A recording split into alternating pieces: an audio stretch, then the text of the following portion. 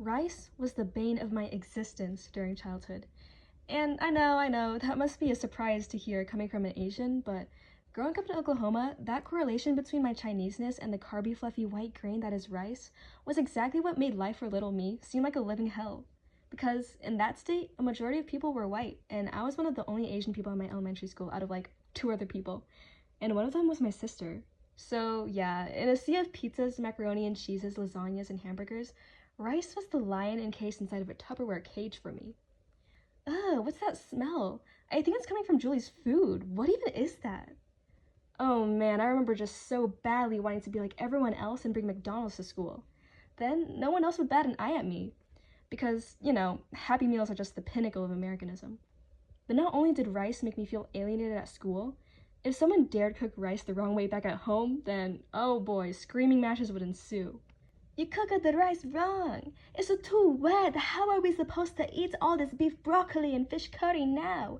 We are going to starve without the rice. So you get why I started to feel like the institution of rice was against me? It was like the only way out was through a full-blown worker strike. But of course, that'd be impossible living in my Chinese Cambodian immigrant household, where rice was served with literally every single meal. By the way, that can't be super healthy for you, can it? So yeah, fast forward a few more years and I'm in California, the country's second largest growing rice state. And turns out, our weather, water resources, and soil are perfect for this role.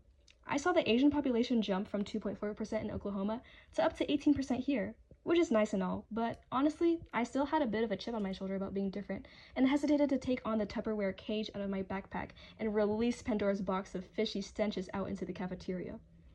It wasn't until one day in high school that I saw the words orange chicken written on our school's whiteboard menu. It was like my Chinese ancestors were calling out to me, luring me to get in line. And so I did. One orange chicken, please. Yes, I'm so excited to try this. I know orange chicken isn't exactly authentic Chinese cuisine, but hey, still feels like home. It was the worst rice I've ever tasted. I'm gonna be honest, it fully just felt like I was eating Shein microplastics. Darn it, cafeteria food, you failed me again. After such a horrible encounter, I started to feel a shift within me and thought to myself, you know what? I don't care what anyone potentially may think of my real, delicious, authentic white rice meals anymore. I'm gonna eat it and wear it like a badge of honor. Rice is freaking awesome.